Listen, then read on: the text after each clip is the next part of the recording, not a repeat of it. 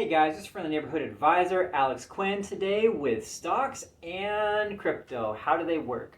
So tip number one is that the price is determined by supply and demand. Today, first I'm going to tell you what they are, why they exist, then I'm going to give you 3 tips to help you understand them a little bit better. All right? So first off, what are they? Stock and crypto markets, they're basically markets of goods. And a market is where buyers and sellers meet to negotiate prices. Okay? Why do markets exist? Markets exist for the creators of those items to make money, to raise money. So whether it could be a farmer, it could be anyone, they go to a market so that they can raise money, and buyers and sellers meet at those markets to negotiate the price of those items. So when it comes to stock and crypto, the company that decides to go public, that's what's called when you decide to make yourself viable, when you make shares, stocks viable, etc. They want to raise money, so they put out shares of themselves. They put out some stock. And so they raise money by doing that, and that's why they care about their stock prices, because then they can sell more for a higher price because everyone thinks they're amazing, everyone buys into them, etc. Cryptocurrency works very similarly. In fact, it's almost identical, except that for crypto, it's not regulated by stock markets. Crypto is someone creating a thing. They convince people that there is some value, and people purchase it thinking that that value will increase over time. And that is pretty much what they are, why they exist. They are just you buying something that you think is going to make more money later, and it's produced by some company or some benefactor wanting to just raise money, basically. So now to get into the tips so that you can better understand these markets, how they work, etc. The intrinsic value of an item, meaning its actual value, is similar to a dollar. A dollar is worth what you think it's worth or what I think it's worth. So if I would accept a dollar to stick out my tongue, then that's what a dollar is worth to me. But if a dollar is not worth it to me and it costs $10, you would have to pay me $10 for that, then a dollar is worth 1/10 of that. So a dollar is worth what people discern that it's worth for the most part.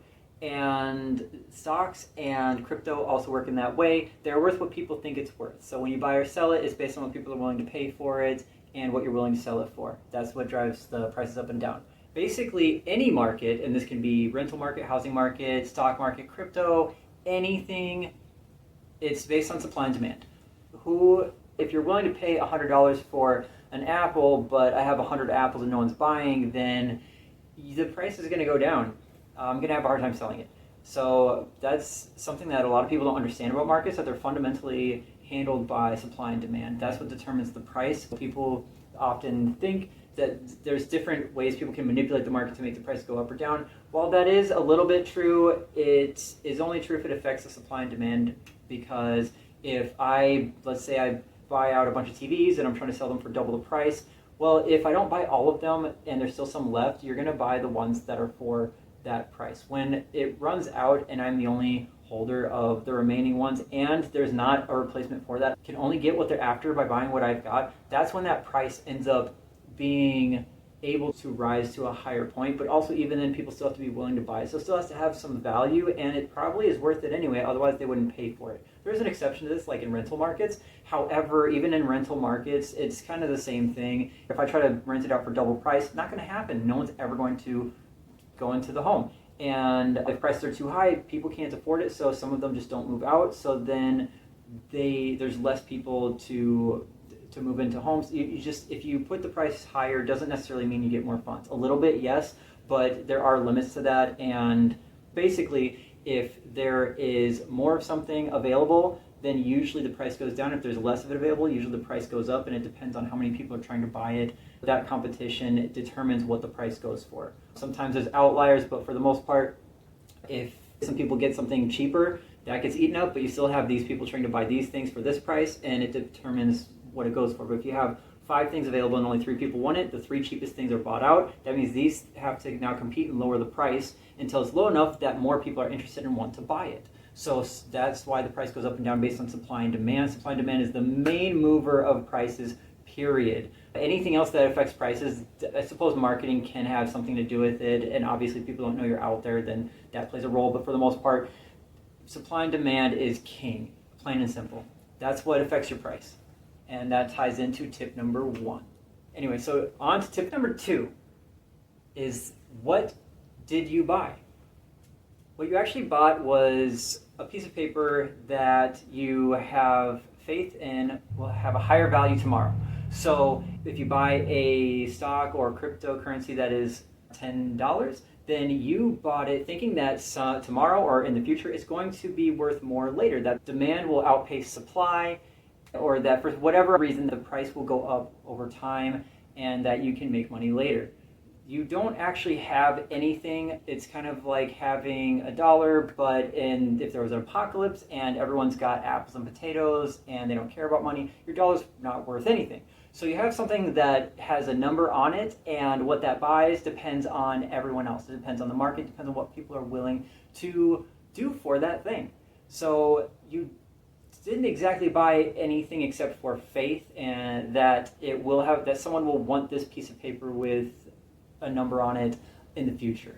One caveat I will make is that there are some slight exceptions to that, such as with stocks. You can get stocks that have what's called dividends, and that is where when the company makes money, you also make some money. You also sometimes get to have a vote or a say or attend some meetings for a company, and the vote usually doesn't matter, but in some cases can matter towards some types of things, and that plays a role in things, but for the most part, usually people don't actually attend those or take part in those.